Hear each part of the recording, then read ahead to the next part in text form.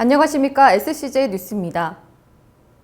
지난 수년간 CBS는 신천지 교회를 반사회 반국가단체라고 보도해왔습니다. 그러나 CBS의 근거 없는 음해성 보도와 관계자들의 비방 활동이 수면 위로 드러나면서 반사회 단체는 오히려 CBS가 아니냐는 비난이 일고 있습니다. CBS는 그들의 신천지 척결운동이 한국 교계와 사회를 위한 정의로운 일이라고 선전해왔습니다. 그러나 해당 방송국 관계자들의 발언을 살펴보면 선정적인 비방만 있고 타당한 근거가 없습니다. 아버지가 신천지에 빠졌는데 어머니도 따라 들어가면은 그 집안 재산은 자동으로 신천지로 넘어가는 겁니다. 이혼한 사람들은 부지기수고요. 별거도 많고 깨진 가정이 많습니다. 객관적인 증거는 하나도 제시하지 못하고 종교방송이라는 배경과 기자라는 신분을 이용해 대중들이 자신의 거짓말을 받아들이도록 만듭니다. CBS 측의 신뢰성이 떨어지는 것은 당연합니다. 신천지 교회의 실제 상황은 어떨까? 실제로 재산을 바친다? 이런 일이 벌어지면 요즘 교인들이 바보도 아니고 이 교회에 왜 나오겠어요? 근데 그런 가정 문제가 왜 벌어지냐면 CBS의 이상한 보도 때문이거든요. 사람들이 심한 오해를 하게 만드니까. CBS의 신천지 흠집 내기는 이미 심각한 수준입니다. 2012년 8월 11일 CBS는 자원봉사단 사단법인 만남이 세운 조국통일선언 기념비가 실은 신천지교회에서 세운 위장 기념비라며 기념비 건립을 허가한 담당 기관과 신천지교회를 비난하는 보도를 했습니다.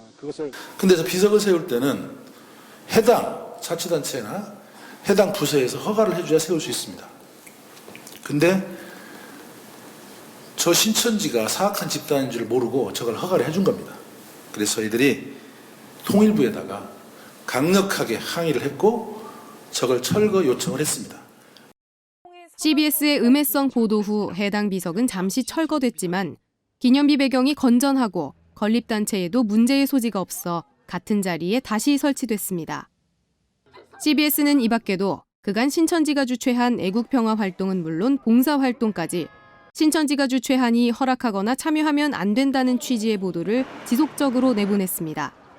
CBS의 근거 없는 신천지 음해 활동이 위험한 이유는 이들이 사회 전반에 차별과 갈등을 유발하고 혼란을 조성한다는 점입니다. 한국기자협회가 마련한 기자윤리강령 9조에는 갈등, 차별 조장 금지 조항이 있습니다. 취재의 과정 및 보도의 내용에서 지역, 계층, 종교, 성, 집단 간의 갈등을 유발하거나 차별을 조장하지 않는다라는 내용입니다. 기자윤리강령까지 무시하는 보도 행태로 CBS는 반사회적 언론기관이라는 오명을 벗어나기 어렵게 됐습니다. 금권 선거, 공금 횡령, 정교 유착, 그리고 이단 심의 논란 등으로 사회적으로 지탄받고 있는 한국 기독교계의 중심에 한국기독교 총연합회가 있습니다. 이 때문에 한기총 해체를 촉구하는 여론이 힘을 얻고 있습니다. 제20대 국회의원 선거를 앞두고 한국기독교 총연합회는 선거법 위반 혐의로 고발당했습니다. 수많은 교인에게 큰 영향력을 발휘하는 종교 조직이라는 점을 이용해 특정 정당을 지지하라는 문자 메시지를 보냈기 때문입니다. 한기총이 정치에 간섭해온 것은 어제 오늘 일이 아닙니다. 국민의 비난이 쏟아졌던 한일 위안부 합의와 테러 방지법을 적극 찬성하는 성명을 발표하거나 특정 정당 지지 혹은 정치인과 회합을 갖는 등 1989년 출범 이후 한기총은 정교 유착에 꾸준히 매진해왔습니다. 한기총이 세간의 비난을 받는 또 다른 이유는 금권 선거입니다. 총연합회의 회장을 선출하는 선거 때마다 거액의 선거 자금이 투입된다는 것은 이미 공공연한 사실입니다. 회장 선거에서 10억을 쓰면 당선되고 5억을 쓰면 떨어진다는 10당 오락은 한기총이 얼마나 세속화되어 있는지를 단번에 드러냅니다. 오락가락하는 이단 심의 역시 큰 논란거리입니다. 한기총에서 세운 이단대책위원회가 어느 교단이나 목사의 교리 문제를 놓고 이단으로 발표했다. 후에 이단 지명을 해제하자 다른 교단에서 이에 크게 반발하는 등 이단 심의와 관련한 크고 작은 문제가 끊이지 않았습니다. 이단 심의에 반발한 교단들이 한기총을 탈퇴하고 새로운 연합을 만들자 한기총이 이 단체를 이단이라고 규정하는 등 여전히 갈등은 지속되고 있습니다. 이외에도 한기총 재정 유용 의혹, 한기총 고위직 목사들의 교회 세습과 성범죄, 수억 원의 횡령 혐의 등 현재 한기총이 안고 있는 부정부패는 종교 조직으로 부르기에 부끄러울 정도로 심각합니다. 2011년부터는 월드비전, 사랑의 장기기증운동본부 등 봉사단체들이 2012년부터는 예장통합을 비롯한 많은 교단들이 한기총을 탈퇴한 상태입니다. 또한 기독인 네트워크는 지난 2011년 한기총은 해체하라는 성명을 발표하고 꾸준히 한기총 해체를 주장하고 있습니다. 교계 안팎에서 한기총 해체를 외치는 목소리가 높은 것은 한기총이 안고 있는 이러한 문제가 한국교회 전체의 부정부패로 이어지기 때문입니다. 한기총이 한국 기독교계를 바른 길로 이끌기는커녕 교계 세습화의 주범이 되어 기독교 부정부패의 온상이라는 지적입니다. 최근 10년간 한국 기독교 인구는 큰 폭으로 줄었습니다. 기독교에 대한 신뢰 역시 추락했고 심지어 온라인상에서는 기독교를 조롱하는 일까지 일어나고 있습니다.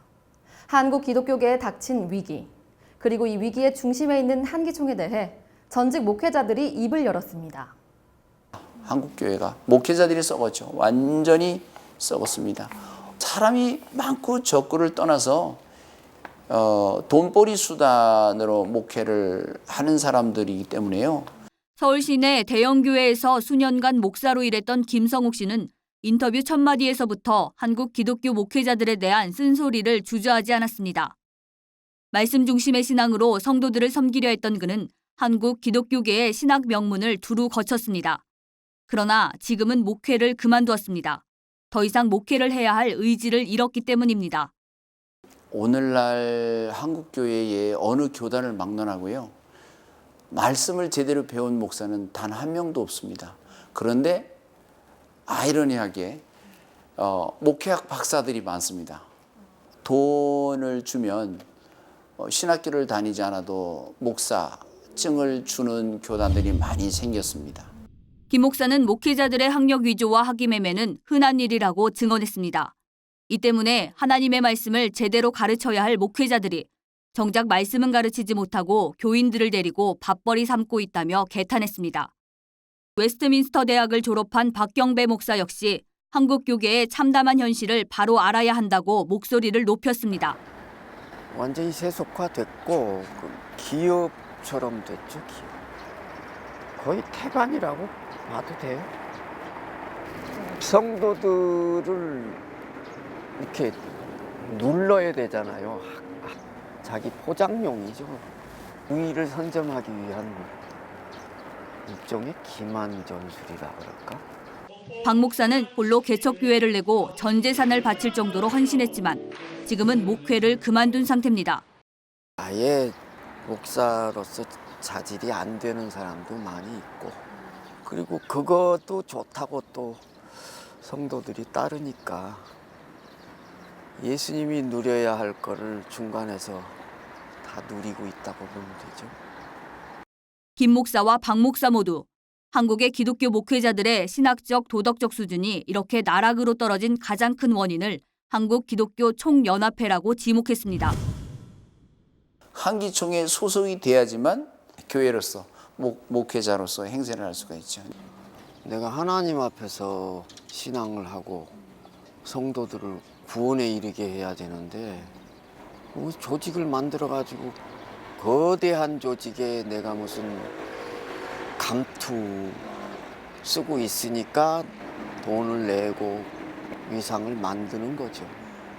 특히 김성욱 목사는 한기총 때문에 벌어진 한국 교계의 타락과 부패에 대해서 강하게 비판했습니다. 총회장 선거에 당선되기 위해서요. 10억, 20억, 30억 이렇게 쓰는 돈은 사실은 자기 개인 돈이 아니거든요. 네, 교회 재정을 가지고 하는 건데요. 그 성도들이 하나님을 향한 그 믿음 때문에 헌금을 했는데 그 헌금이 목사들 주머니에 들어가서는 이상하게 쓰여진다는 것이죠. 한국 교계의 목소리를 대표한다는 한기총의 회장을 뽑는 선거마저 돈으로 좌지우지된다는 것은 교계의 타락과 세속화를 보여주는 지표입니다. 돈에서 시작한 한기총의 부정부패는 정치 권력으로도 이어집니다. 정치권하고 아주 가깝게 밀접하게 손을 잡고 있는 세력들이죠. 청와대 조찬기도회라든가 국회에 들어간 조찬기도회라든가 이런 쪽으로도 일들을 많이 해왔거든요. 한국기독교총연합회는 1989년 설립된 단체입니다. 설립 취지에는 한국교회의 모든 교단을 하나로 모아 정부와 사회에 하나의 목소리를 내기 위해 탄생했다고 적혀 있습니다. 한기총의 설립 목적 자체가 성도의 신앙과 구원을 위해서가 아니라 정치를 위해서였던 겁니다.